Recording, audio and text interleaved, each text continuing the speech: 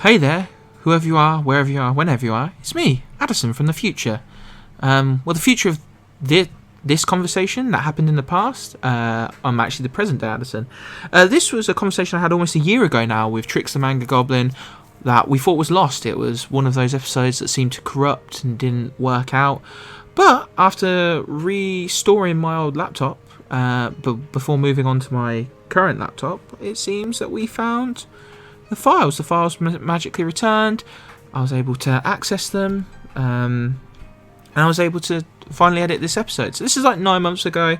I've asked Trix if they're comfortable with me still releasing it. They said most things are fine. We might do a follow-up episode.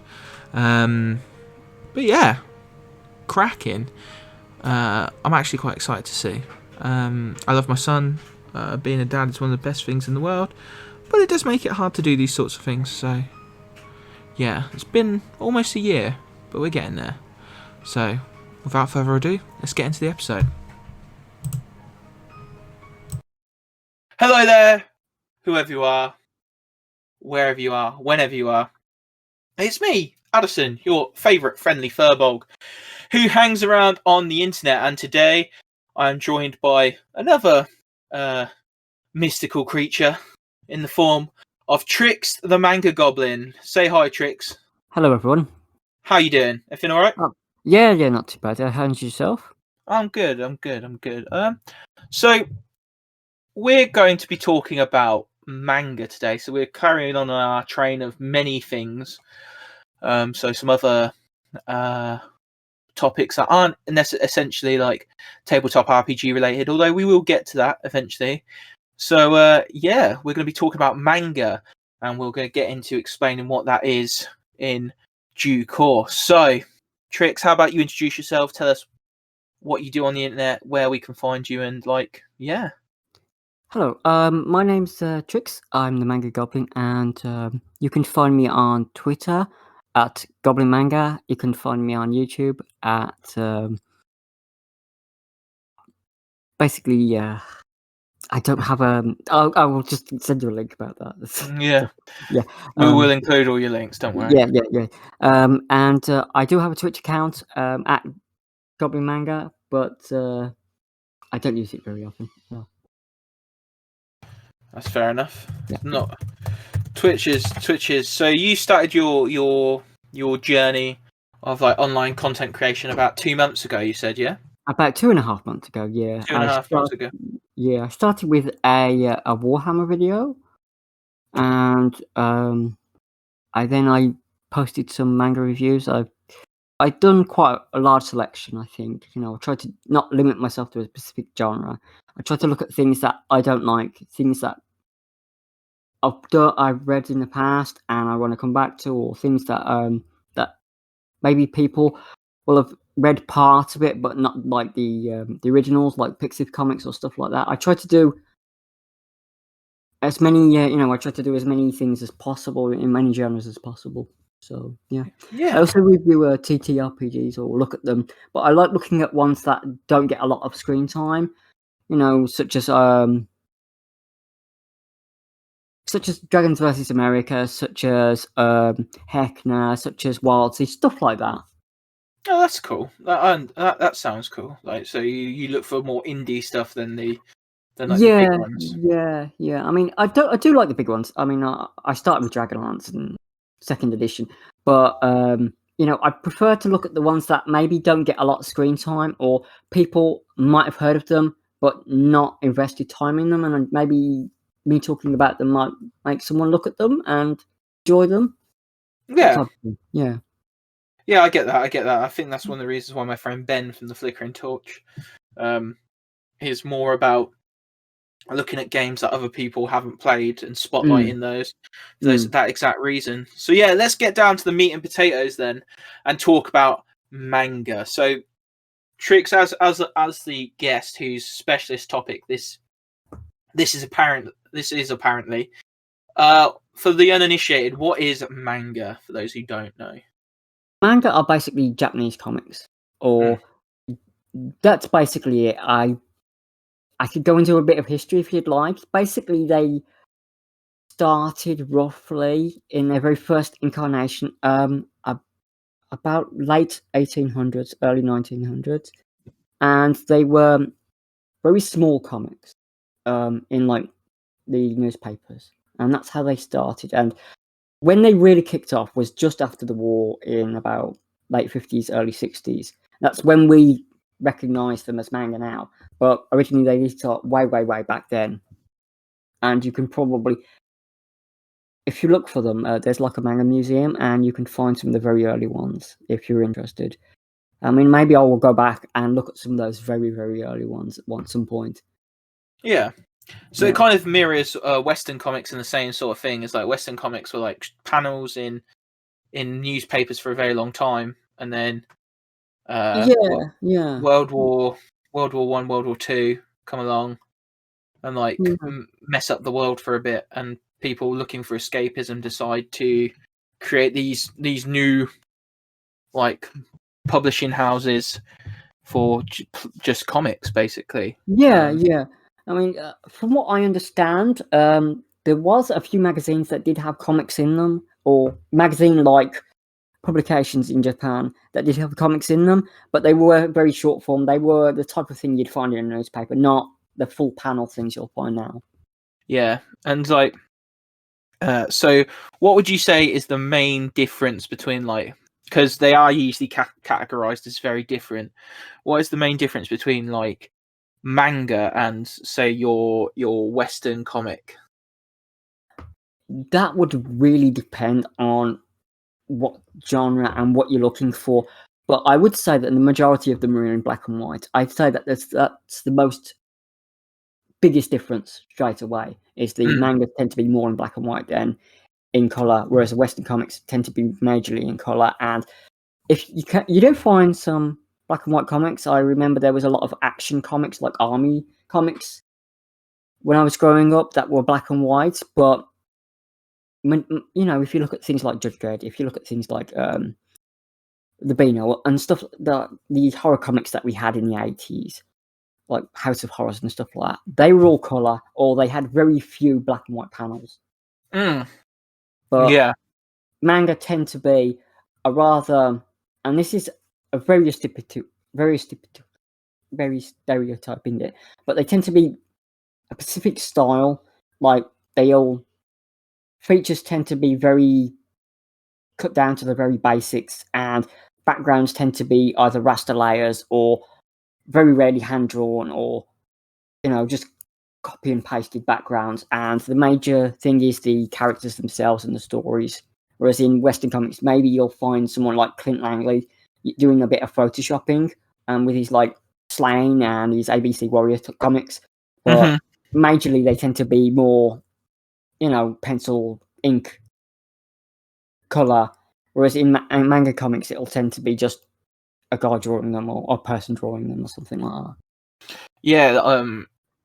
Way back when I was a bit younger, and I first got into manga, I looked into like the creation process, and like when you think about like Western comics, because I've always liked Western comics from being very young.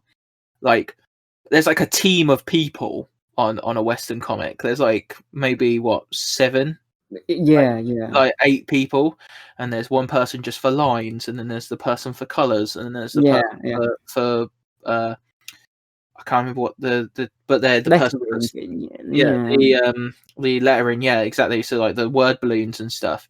Whereas in the manga, it's like written by, drawn by, shaded by, and it could be like a mixture of like 2 people. And you're yeah. And like the pressure that must have been, because like manga's very like a hot commodity and like weekly most of the time.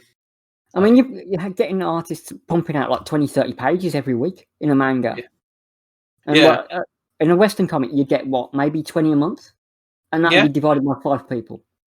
Yeah, because you admittedly, like, Western comics have gone to a more staggered release. There's like your weeklies, your bi-weeklies, and your monthlies now. You're like, and that's if they ever arrive. Whereas the one thing I will say about like mangekas, is that like they very rarely are delayed. Like, and if it is delayed, there's usually some sort of like big issue. Whereas with unless like, it's something like Berserk or something like that. Which oh, is... don't hurt me like this. Why? Oh, that is funny. So you review manga and manhwas and all these like kind of, let's say, alternative comic mediums. Let's kind of umbrella them under that. So what made you decide as a content creator, as Trix the Manga Goblin, to create this like channel and brand and character around this? Why didn't you go into like traditional comics or reviewing anime or something like that? What made you choose manga, manhwa, webtoons and stuff like that? I mean, that's kind of an interesting little story.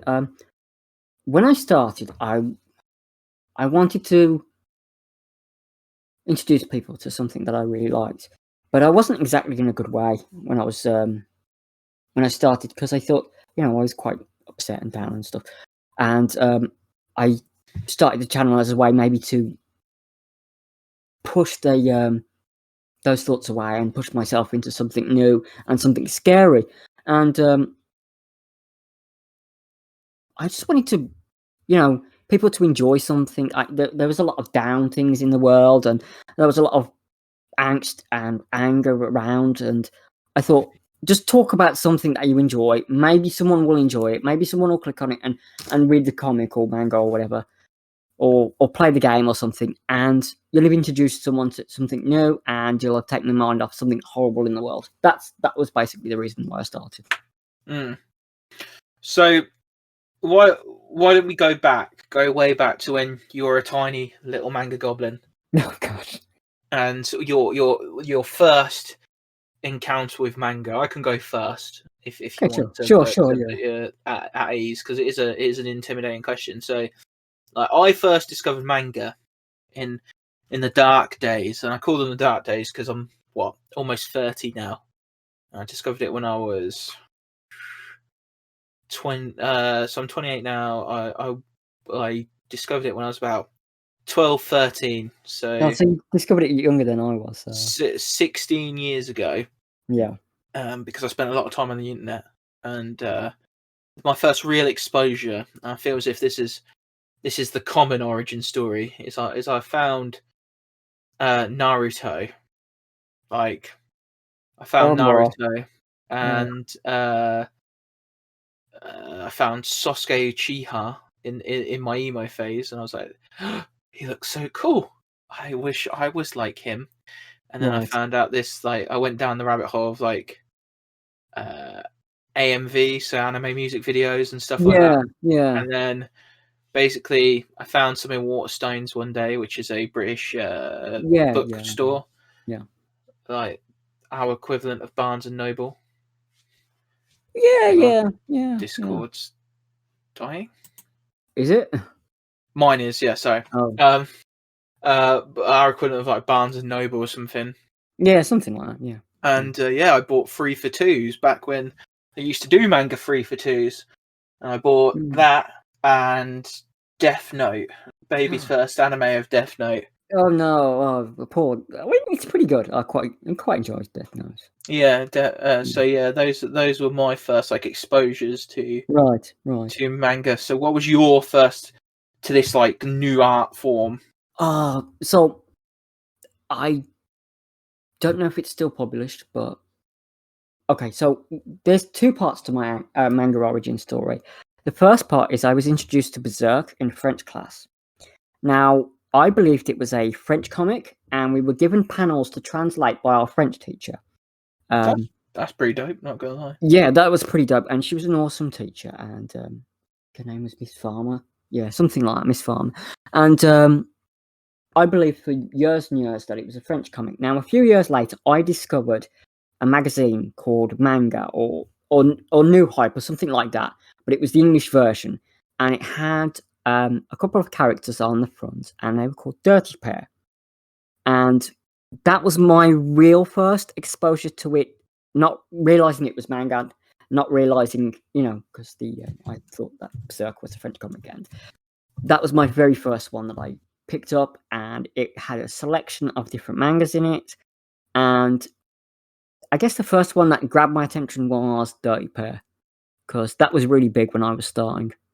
And the red haired and the blue yeah, haired. yeah, they were like a sort of troubleshooter type heroines who went around and did various space adventures. I mean, it was something very new, and of course the cover of the magazine was in color, but when I started to read it, it's like, this is black and white. This is really unusual with all these screen tones and all these types. And for a little while, I was involved with Western comics. I met a few comic artists. I knew people who knew them, and I went around the big comic scene that was in the late 90s.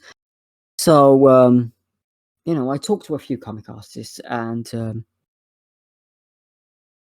I went into Western comics after that for a bit. But then I think a few years ago, I started to go back into manga.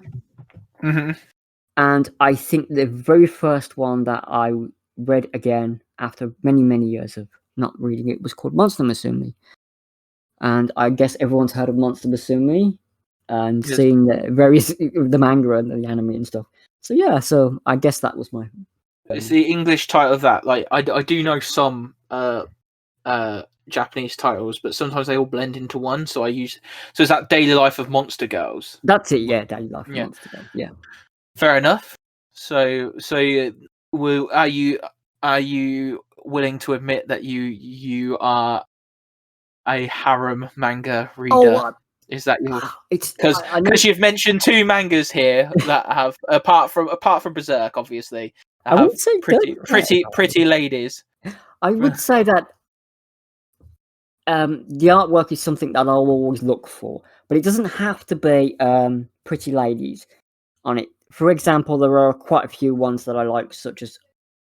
1 second. I need to do something. Okay. You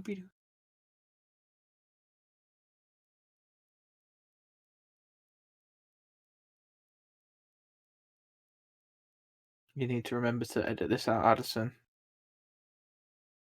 Find it. So this will be about 17 minutes in. Sorry about that. I just had to click something. That's all right. So, sorry. It's okay. No, I just need a breath. Right, so I do like ecchi stories, and there are lots of ecchi stories that I read, but I would say I would be more interested in rom-coms than harem manga. Okay, that makes sense. So, I'll look for basically just things that will make me laugh, to be honest. I do read some more serious stuff, but I really like the old rom-coms or comedy ones, such as This Healer is Wrong, or My Roommate is Sometimes on My Head and Sometimes on My Lap, and that's about a cat, by the way. That's not about anything else. Yeah, I know what you mean. I think that was that the basis for the anime. My Roommate is a Cat. Yeah, that was. Yeah. So manga has like many different genres and stuff like that. Like Western comics doesn't. Western comics, if we boil it down to like the basic premises, is like you have superheroes, you have fantasy, and then you have like sci-fi, and that's pretty much it. So you'd have like 2000 AD, Marvel and DC, and then something like Image Comics, which have things like Saga, Rat Queens, and everything like that. Yeah, and you get your independent stuff as well. You get your Common America, or you get your or Battle Chasers and stuff like that. Yeah. So what is it about manga, do you think, that makes it so that they can have so many different genres? Because you mentioned ecchi, which is like kind of like borderline like nudity and sexual suggestive stuff. We've mentioned harem, which is usually one male protagonist surrounded by Several, several women who are interested in him. Then there's reverse harem, which is the other way around: one girl, many men. yeah. Why do you think that there's so many more genres in manga to be explored, where in comparison to Western comics? I think that they experiment more, and I think those experiments pay off. Mm.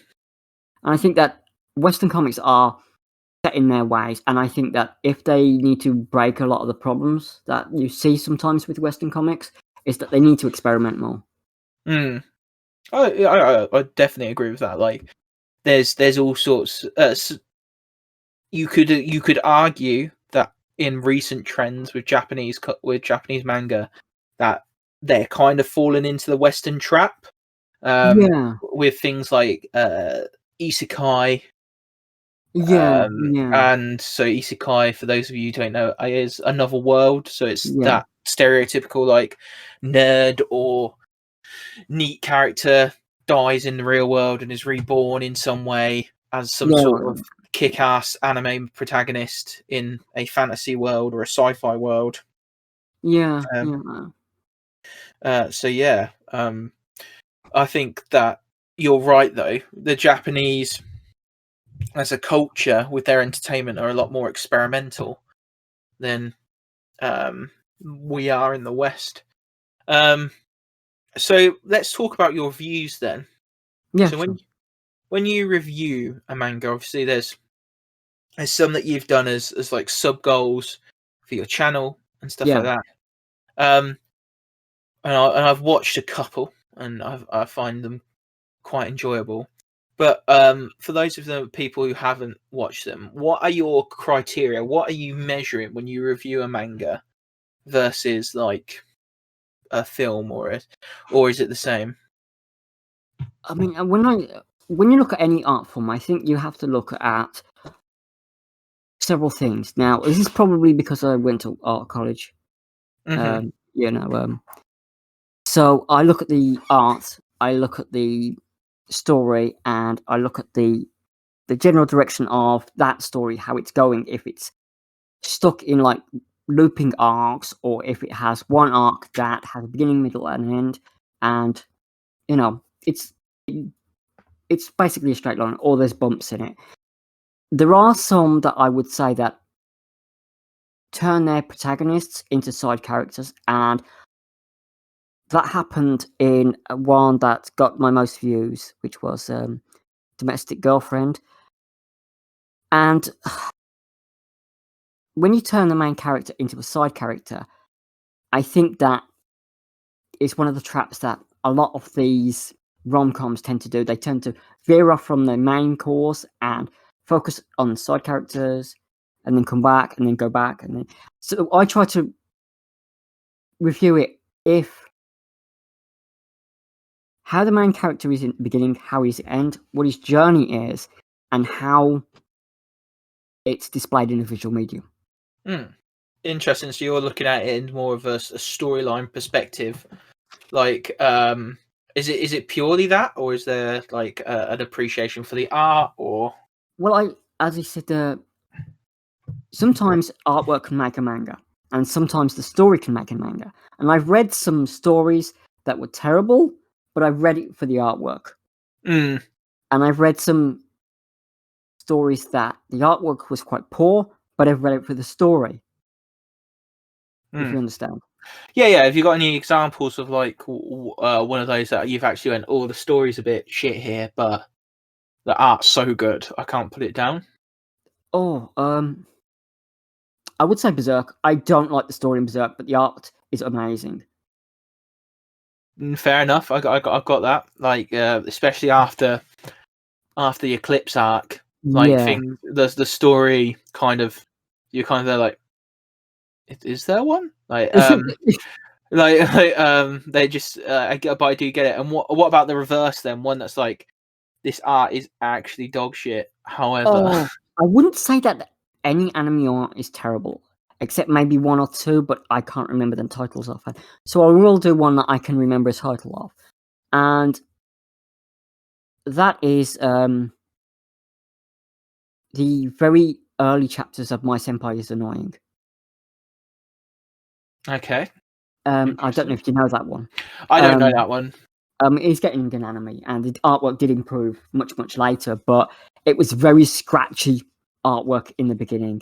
It was obviously just drawn by someone in either his break hour or a few hours at night, and he uploaded it. Oh, so a bit like how One Punch Man started. Yeah, exactly. So the artwork was kind of poor, but the story was cool.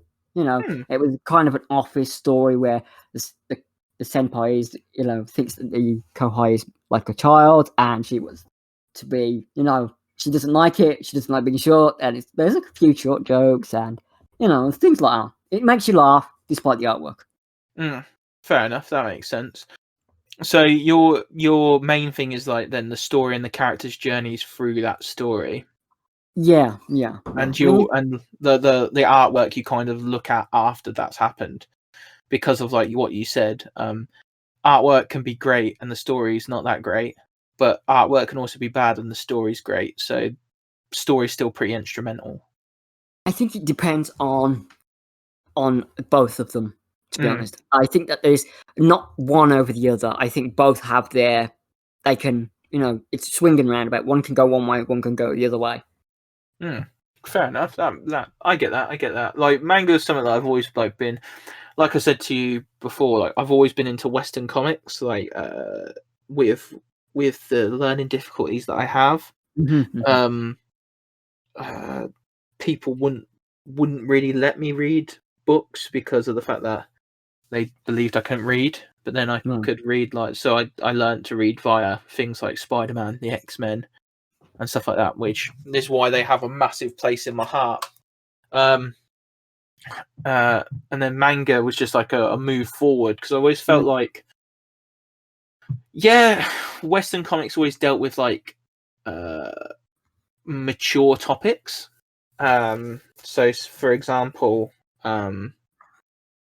let's say the X-Men always dealt with the theme of prejudice, but it was always from the lens of an adult.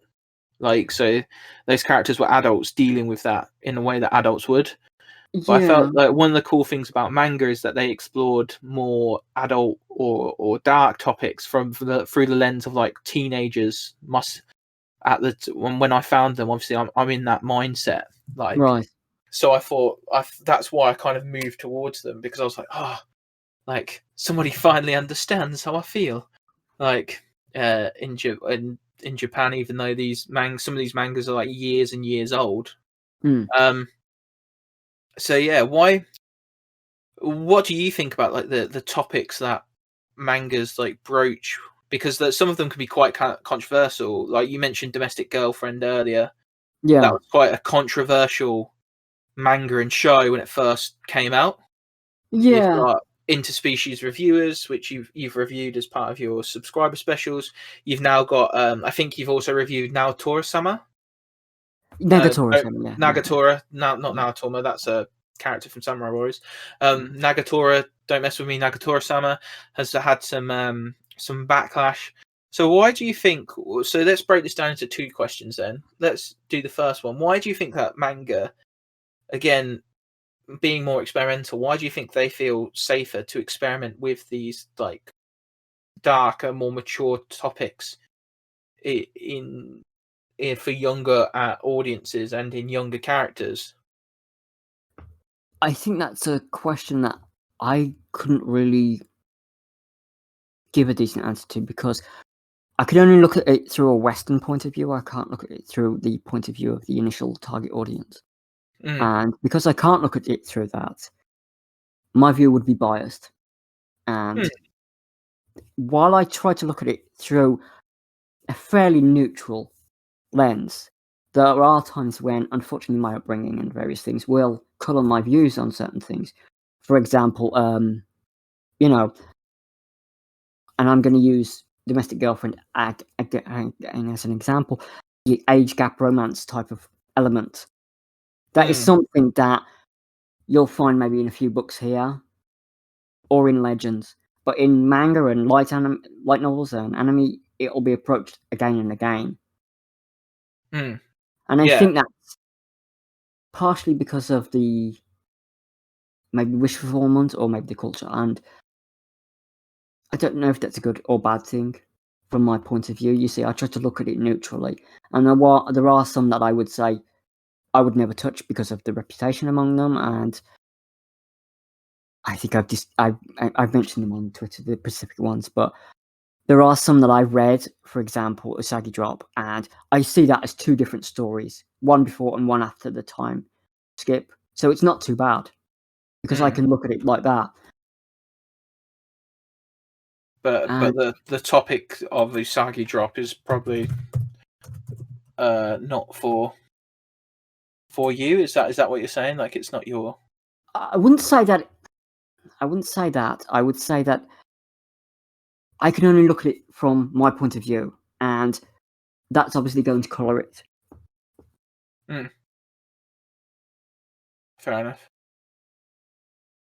What was your second question again? I went to burp, so I didn't want to burp down the microphone. But my second question is, why do you think manga caught such controversy all the time? And you kind of answered that, but maybe for a bit of clarity, like I said, domestic girlfriends, like mangas often, like Tokyo Ghoul, Attack on Titan, these massive anime franchises now were at one point very controversial because of the things that they did and the things that they showed, like cannibalism. And so why do you think that in the West, manga is often seen as something that is controversial and dark and sometimes a bit scary for people who are coming into it for the first time or watching from the outside? Yeah, I think that boils down to again our point of view, but it depends on again what type of manga you're looking at. If you're looking at something like Junto, that's obviously made to scare you, regardless of your worldview. If you're looking at something like Nagatori-san, that got some flack for the bullying in the thing, but if they've never approached the Pixiv comics they've never seen the various bully manga that are out there, such as Anju-san, such as Ozaki-chan, which was also controversial for Ozaki. I think that people are obviously going to expect a certain style of comics, and when the manga is done in a very different style, they're going to mistake certain characters, certain things, and they're not. And maybe they just don't want to do research into it, or maybe they'll only look at something from how pretty and sparkly it looks. Yeah. And that will colour their view completely.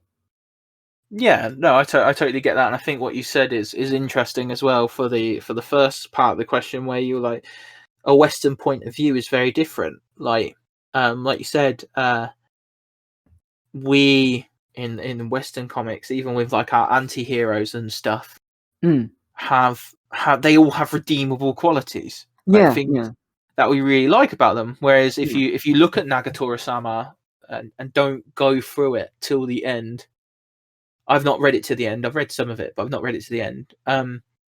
You will think that she's just irrehensible. Like she's not a good person, and like and Westerners have a hard time.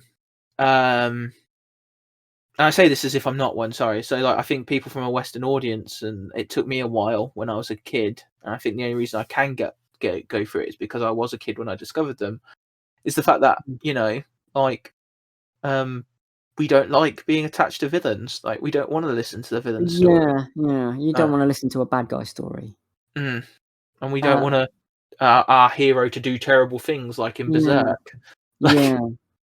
Well, Attack on Titan, the final chapters of that, when that gets animated, I think a lot of people are going to be upset. I think a lot of people have already talked about that and said about the fact that the twist at the end and everything like that comes. I think it's earned. Like the difference is with Attack on Titan versus, like, say, let's think of so say something like Scum's Wish or Yeah. something like that. Is that was earned. Like, there was, and it comes over time. Whereas starting at that point where somebody's an asshole, like, and you don't like them, like, it's really hard to be like, oh yeah, I want to follow your story because I completely understand it. Like, oh yeah, yeah. whereas, It's like revenge one. Evangelion, yeah, Yeah. or Evangelon, I've never known how to say it either. But Evangelion, yep, at the end of that. And then the creator went, oh yeah, you can have End of Evangelion as well, which is basically everything you wanted. Yeah. But I make Shinji a terrible person at the end. Like, yeah. I'm not going to say spoilers, by the way, for Evangelion, because it's been out for almost like 20 years. Like, deal with but yeah, at the end of Evangelion, like, Shinji is like the worst person because everybody moaned about the end, didn't they? They moaned about the end of the series, and then you went, "Oh, fuck you guys! Then have the ending you want." Can't make anyone happy sometimes, and I think that's a good topic to bring up, the how fans react to. That is on my notes, so if we want to go into it, I mean, there are some artists have been really, really attacked by both Western and both, other audiences for ending things in a certain way. I think that the most glaring example I can think of is Gal Cleaning, where the artist had a full-on meltdown during one chapter and basically destroyed what could have been one of the greatest Garu rom-coms of all time because of that meltdown. Was just for both listeners and myself, what's Garu? Garu is basically a fashion trend of, like, I guess that you would call it sort of like fashionable girl, Western fashion, sort of like blonde hair, makeup. Oh, so like gal culture, like exactly, GAL culture. Yeah, okay, got you. So it's Garu if it's okay. Yeah. Oh, I've got you. So and so he had a meltdown, and he had a full-on meltdown, and he's not done another manga since. Well, you look at what was it? There was issues with the guys from Beastars, wasn't there, when that first came out? Oh, was it Poochie? No, that's not Poochie-sama. Oh, I know who you mean, and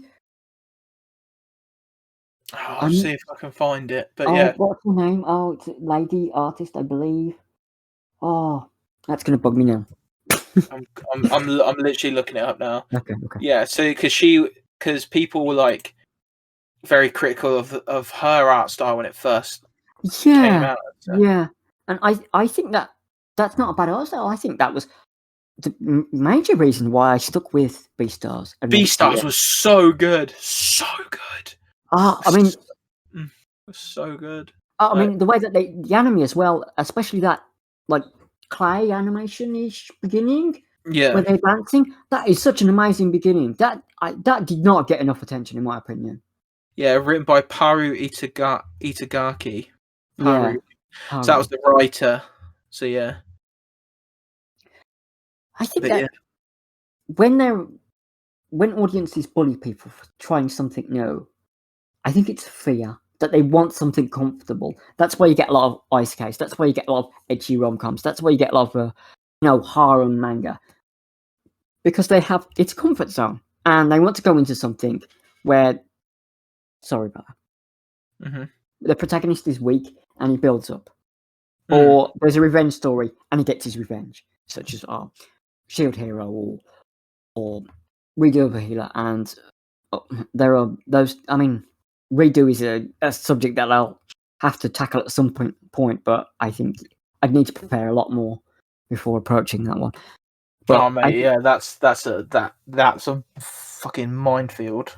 It is a minefield, and I have put it as one of my goals, and when it gets to it, I will prepare a video on it, and it's not something that I would enjoy, but I can understand why people would enjoy it, if you understand. Yeah,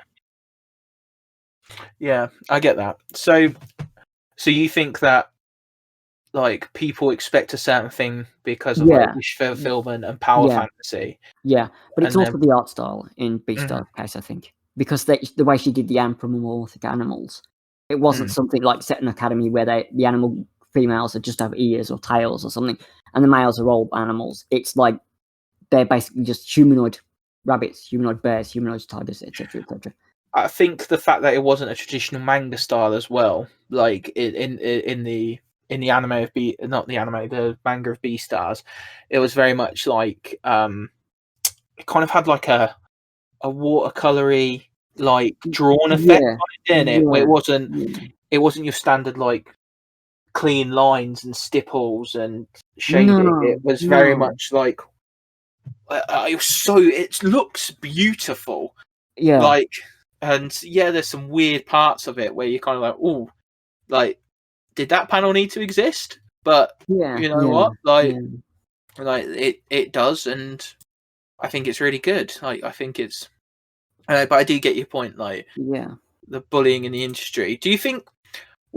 So obviously, in all industries, we have that issue. We had that with Captain Falcon and the Falcon and the Winter Soldier on Disney Plus had that when Wyatt Russell played the guy who takes over from Captain America.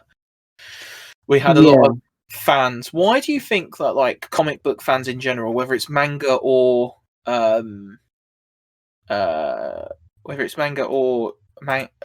Western comics, why do you think they're so attached to the medium that they're willing to like be that aggressive, be that vitriolic and vile, really? Well, I think that someone much smarter and than me really has to answer that question. The only thing I would say is a comfort blanket, and that's probably not a good way of saying it, but that's the only way that I think of saying it. But I think people much smarter than me have approached that topic, and and it's a thing that I don't feel smart enough to comment on, really. Yeah, no, I get that. Like, sometimes you just think like I think it's also hard for us as people who we believe ourselves to be logical and stuff. We don't understand why people get that messed up about things, like, or get I that. think everyone has that fan base thing, fanboy. Yeah. I think that everyone has something that they'll hang on to, and when it's in danger or something, like a fandom or like something they'll really love, and when it's in danger or being changed, they'll just react very violently. Exactly. And it's just a bit like, whoa, what? Why? Yeah, I mean, it's at the end of the day, it's just a comic. It's just a character, and I can understand why people are angry and they want to keep it the same way. For example, the whole DC, when they cut the line down to the New 52 and they rebooted it like 2 or 3 times, and it really didn't go well. I can understand why people were upset, because they take the canon characters and they change them into something completely different. Yeah. Okay. Yeah, like when they had like the Blue Superman and then they had the Robo Superman and all these other ones. Yeah. I'm not sure if you remember that, but that was very controversial. Yeah. Yeah, so when they had Blue and Red Superman, Robot Superman, like basically after Superman died, wasn't it? They had the Doomsday. They had all after death of Superman, they had all these different, and then Superman Red and Superman Blue were like some weird thing that happened when he got separated into 2 different people. Yeah, like I controversial opinion, but I'm one of the only people who like the New 52 because I had to step out of comics for a while, like, and I came back in university with the New 52.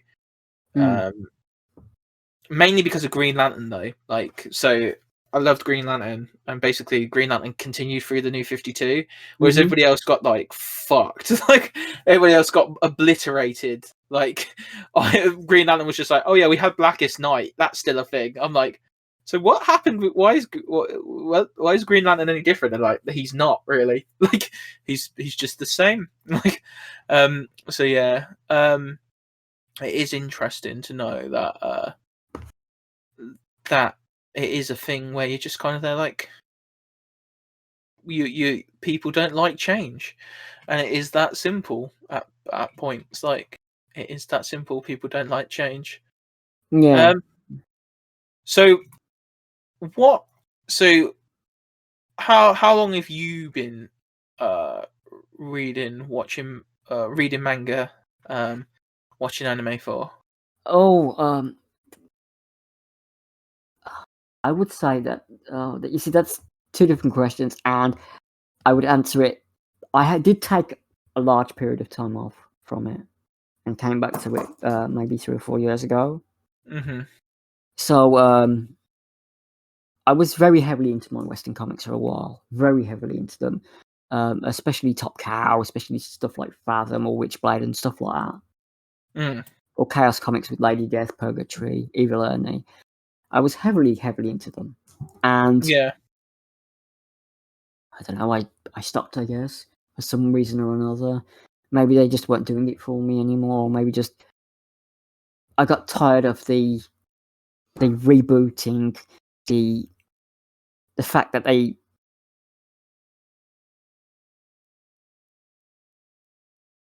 would change artists, and there was a lot. I mean, when I was in it, like I saw a lot of behind the scenes stuff, so a lot of the internal politic drama as well, and I think that affected me in some respects.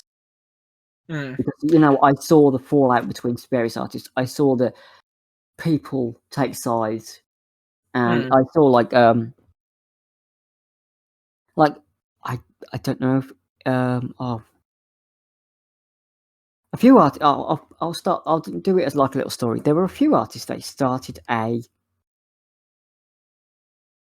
company within Image called Wildstorm Entertainment. There was quite a few artists. J. Scott Campbell, the guy who did Battle Chasers, the guy who did Crimson, and I think there was another guy as well. Because they'd fallen out with the mainstream publishers, although Image was still being published under the Image by, I think it's DC, I think it was. So I know what you mean. So Image was created after loads of people walked out of DC. Yeah, but I think it was still published by them or something like that. But Wildstorm was again another group who fractured off and tried to do their own thing. But it only lasted a very short time before Campbell went back to Marvel, or the guy who did Battle Chasers went into video games, or the Crimson person, Ramos. I'm not sure where he went, but it didn't last very long. But the fallout from it, I think, I saw people who were friends turn into enemies, and I saw people go after people like Michael Turner, who basically just wanted to keep his head down and just write comics. Yeah.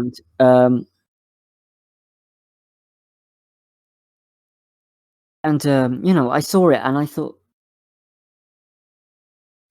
reading them has lost a certain amount of appeal because I saw that friends turn into enemies and stuff.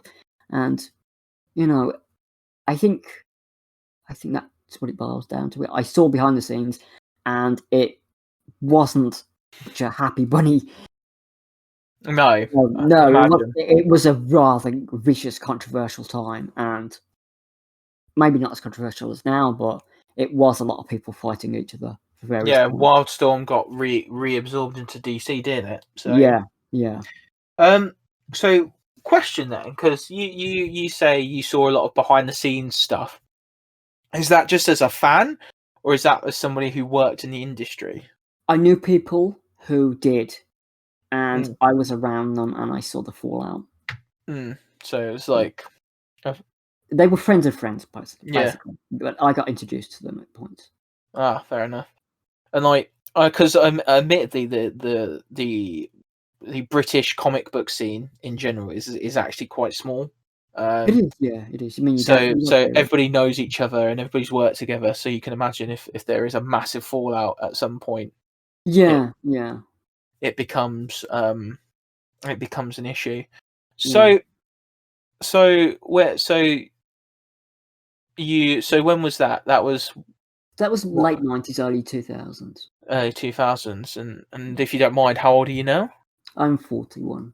41, yeah. So, you've got the idea of that idea of having a long time to go through it and look at things. But yeah, no, it is interesting that you've managed to have these connections and stuff.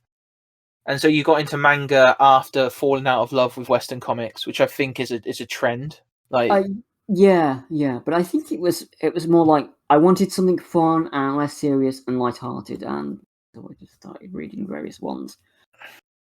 I mean, I'm not a big fan of like the Borutos. I'm not a big fan of the Narutos. I'm not a big fan of the that shonen, like the shonen juggernauts and stuff like that. Yeah, I mean, like I started reading One Piece recently, and I can understand why people love it. It is really amazing what it's done with the world building and stuff.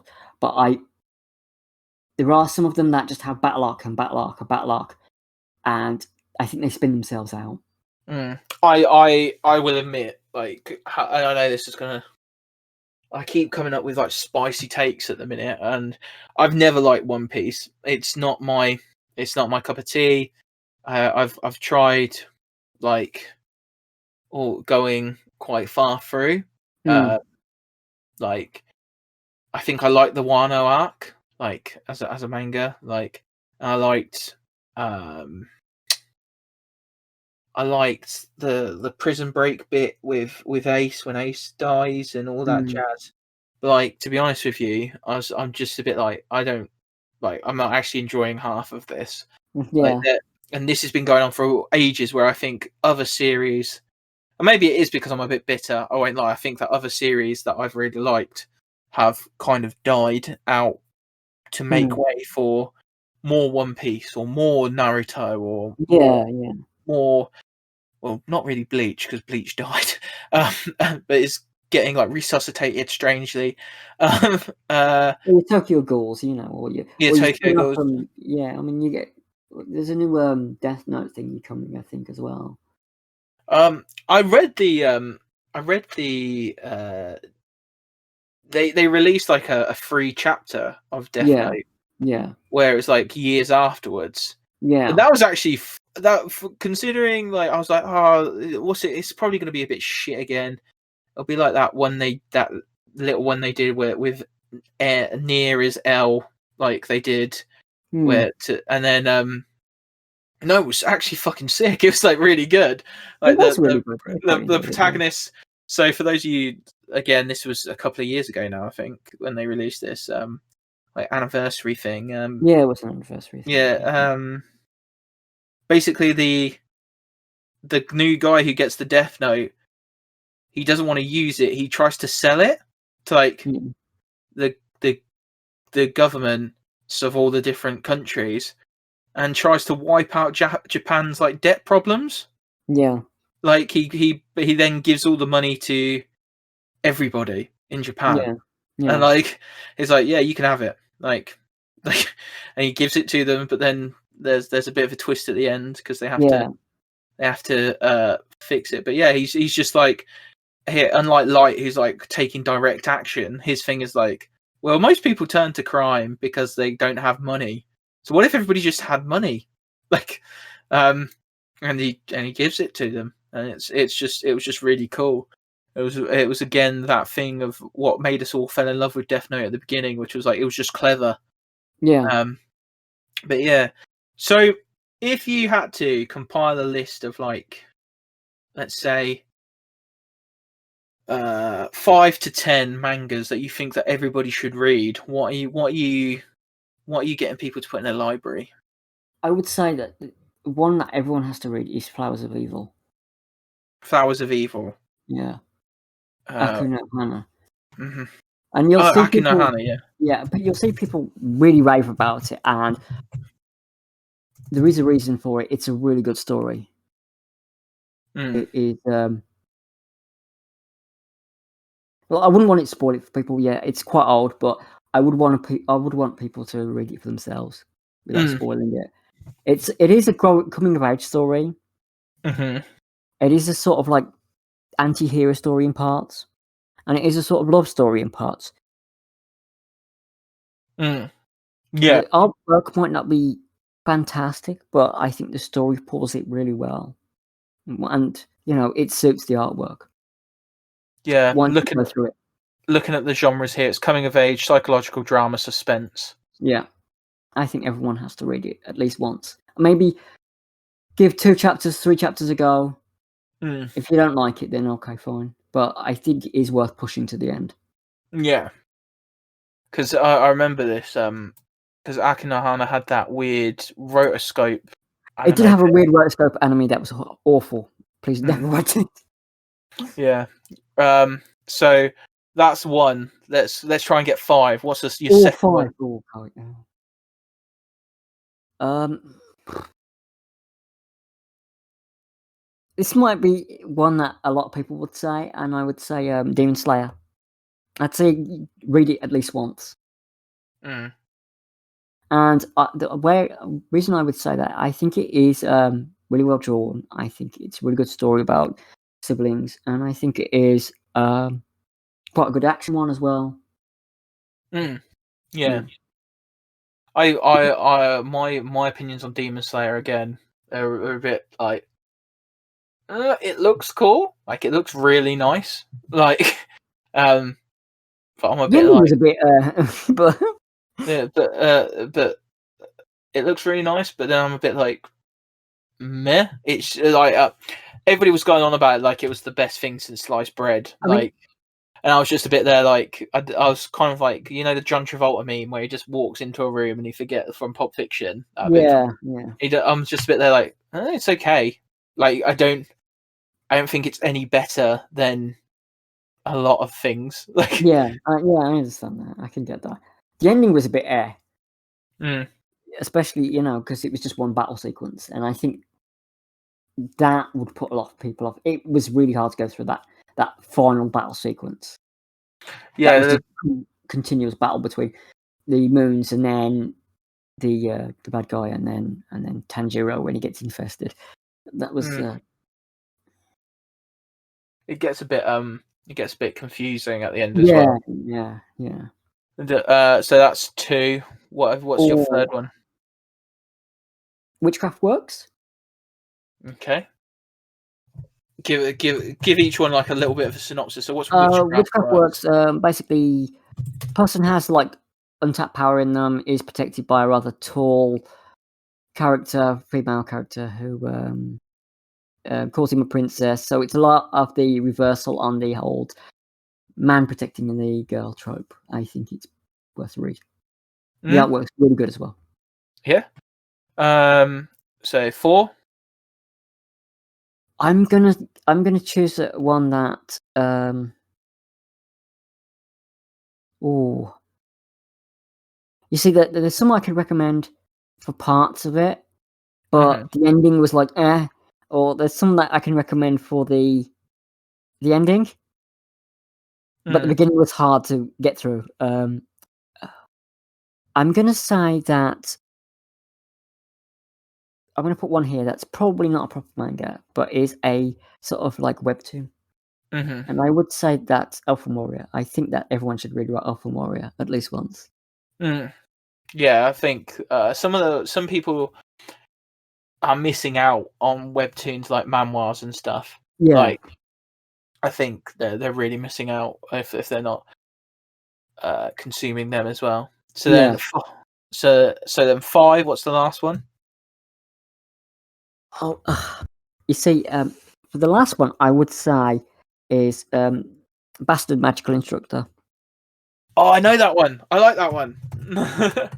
This is one of the reasons why I like talking to people like you, Trick, is because of the fact that like they introduce me to stuff, or they remind me of stuff. Yeah. And like, so I know this one. Bastard Magical Instructor was great. It was an anime, and it's a series of light novels, and the manga's still ongoing.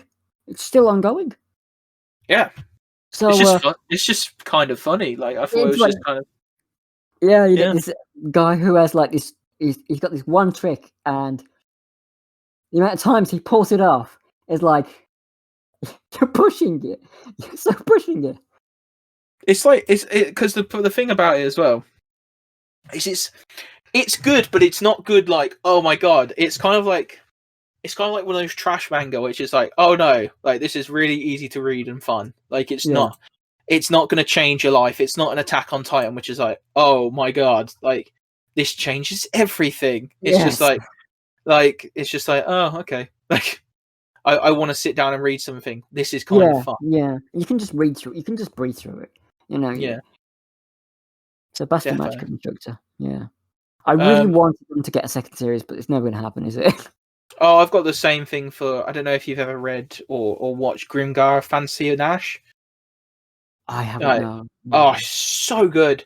It's like the reason why it's good is because it's the fantasy anime, but it doesn't focus on like the battles and stuff. It focuses on like the downtime and what happens when you get isekai to another world, but there's not like some grand destiny for you. So like living, like so how do I make a living here? Like what like and like they face genuine like starvation and homelessness. Yeah, There's like so that's the main enemy rather than like goblins and orcs. Yeah, they go and slay goblins and orcs and kobolds and whatnot, but actually the main drama is focused around them trying to live in this new world. My top 5 mangas that I would always recommend people read are probably the most normie thing ever. Death Note, because it's baby's first manga and anime. It's just really, it's fun, it's simple, like it's not a big like commitment. There's only 12 volumes. You're not going to be reading it forever. Because it was my first one, you've always got to put that one in. I feel as if Naruto, if you want to read something that's just your standard like shonen type shonen stuff, like hero, I would then probably say another shonen which kind of disappeared off the face of the earth. I don't know why. Katekyo Hitman Reborn, like, was such a good manga. Yeah, okay. And it just kind of disappeared off the face of the earth. That everybody stopped watching it and reading it. Like, but it was really good. Like, it's basically about the Italian mafia with superpowers. Like, so you had Katekyo Hitman Reborn, Naruto, Death Note. My number 4 would be at the moment. I think everybody should read Beastars. Like, Beastars is so good. Like, I feel as if people are missing out.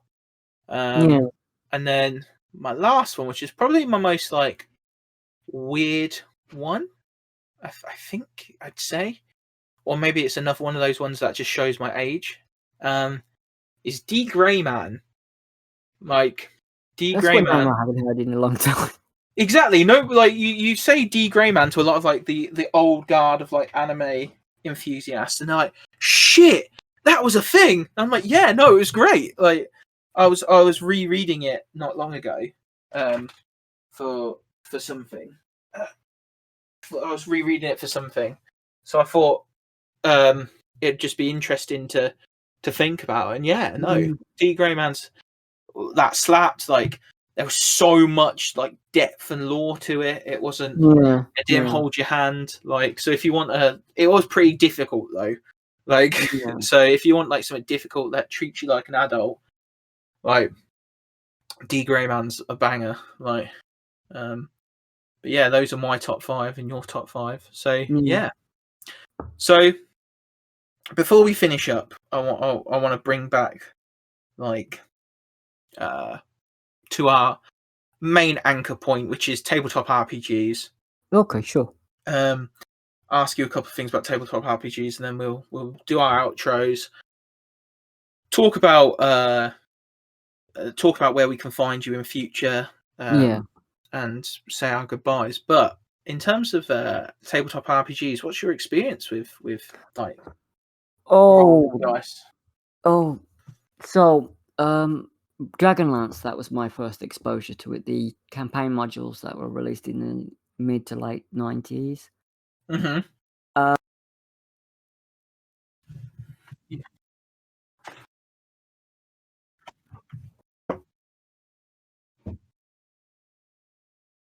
Dragonlance has issues, and it's not to do with the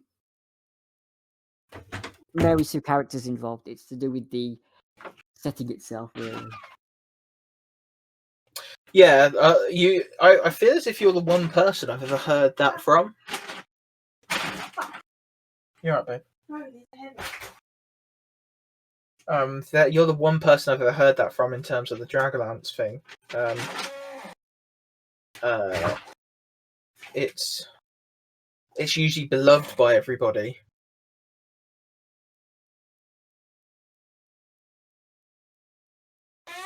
Yeah, that makes sense. It's like Marmite, or it's like, because a lot of people don't understand why people like Dark Sun as I well. love Dark Sun. Yeah, Dark Sun's awesome. Yeah. Like, I like Dark Sun. Like, I don't think it's bad. I've never played like a traditional Dark Sun game though. I've played in like a bastardized version, but I've never played. Yeah. I mean, it's hard mode. It's basically RPG hard mode. Dark Sun is, if it's done properly. Defo. So yeah, they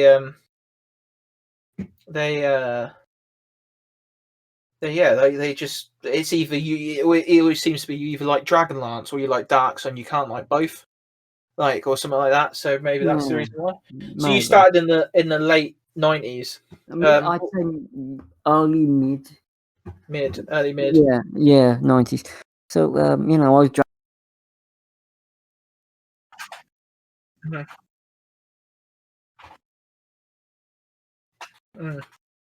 And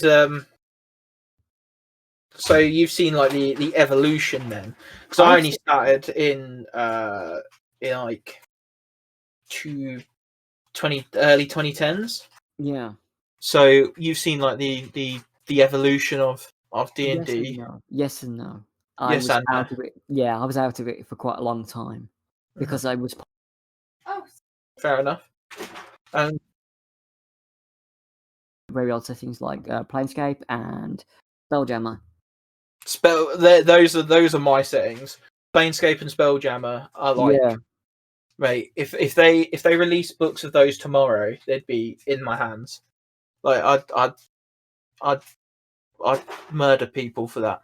Like, because I like just space, being a wizard in space, and like, it's a bit trippy, isn't it? Though, really.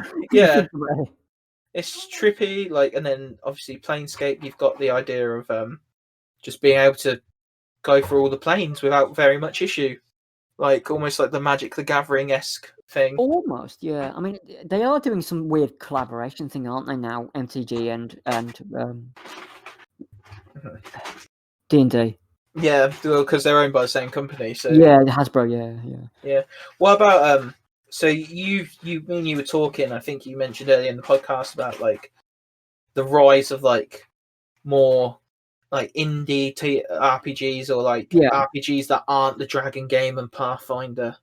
So what are you thinking about that now? Like, there's this massive like surge of indie RPGs and cool like RPGs for things like intellectual properties like Dishonored and I don't like when they just hand companies a license and they just go, produce a book, it's a cash cow, there you go. And that's what Dishonored the RPG is like. I heard that it wasn't well received. No, it was not well received. Yeah, and then obviously you've got Big Eyes, Small Mouths, and whatever the anime RPG or Anime 5e that's just been kickstarted. Yeah, that's come out soon. That uses the 5th edition ORS, doesn't it? Yeah, and although I do take a bit of umbrage with Anime 5e, because one of their things is one of their classes is Bender, like as in like Avatar, Last Airbender, and you're kind of there like, Avatar, as much as it looks like one, is not an anime.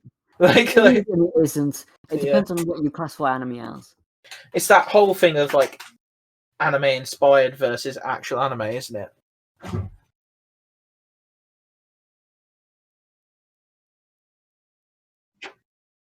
Yeah, I get that. So yeah, so would you say that you take inspiration from animes and like mangas that you've read and stuff when creating characters or creating campaigns for tabletop RPGs, or? If you look at some of the TTRPGs that have never got releases in the West,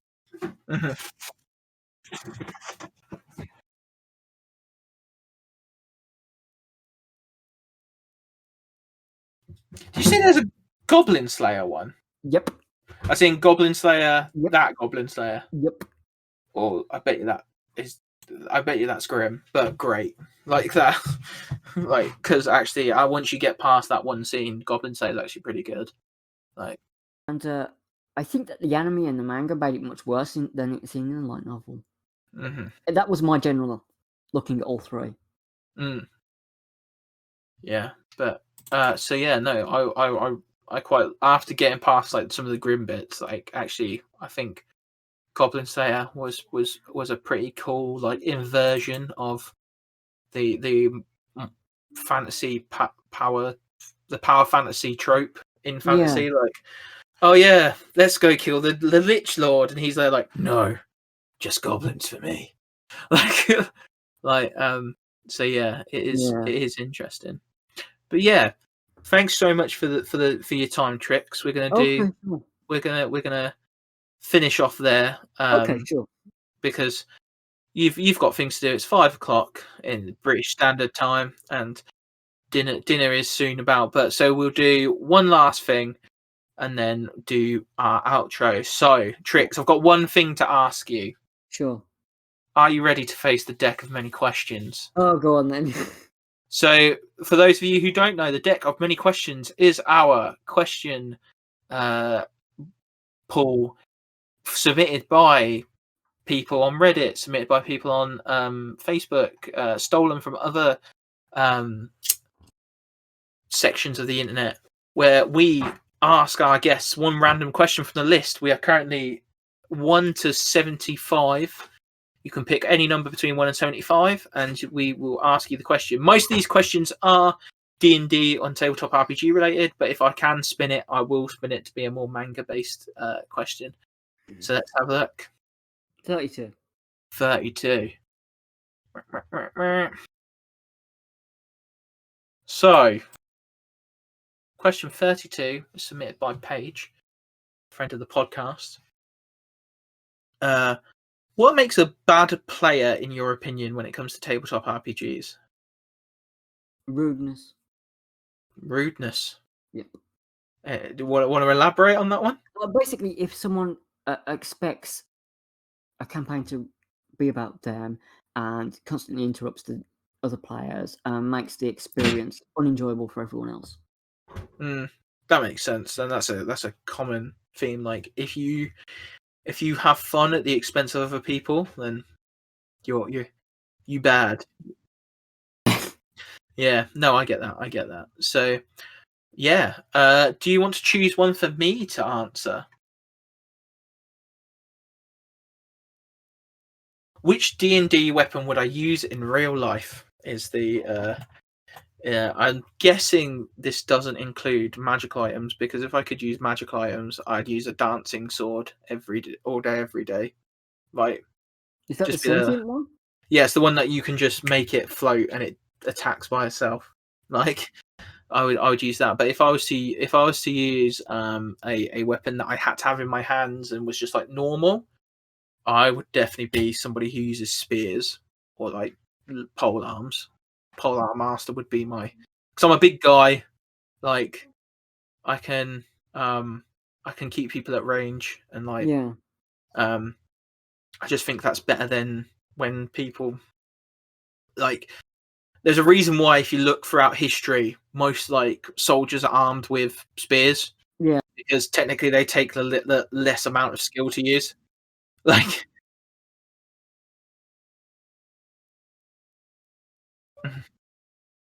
wall with lances, and then it comes back with pike and shot and stuff like that. Yeah, so I would definitely use, like, I think my wife's would be a warhammer because she'd just want to hurt people. And there's There's the yell of approval from the background. But yeah, no, I definitely think that I would use that. So yeah, thank you very much for enjoying. If you want to add to the deck of many questions, please submit to us on Twitter, Facebook, maybe not Facebook, YouTube. Anywhere you can leave a comment, let us know, and we will have some questions put on the list because we need some more. And then finally, let's say goodbye to Trix. Thanks very much, mate, for coming on and talking to me about manga and comic books and stuff in general. It makes me feel happy inside. Great. And yeah. So if you want to sign off, tell the people where to find you. Okay, so you can find me on @Goblin Manga on Twitter, or you can find me at Goblin Manga on YouTube, and you can also find me at Goblin Manga on Twitch. But I don't really stream on Twitch much. But I am trying to do that once my connection is a bit more stable. Yeah, definitely, and we'll definitely have to have a look at that. And then finally, we will put all those links below in the description.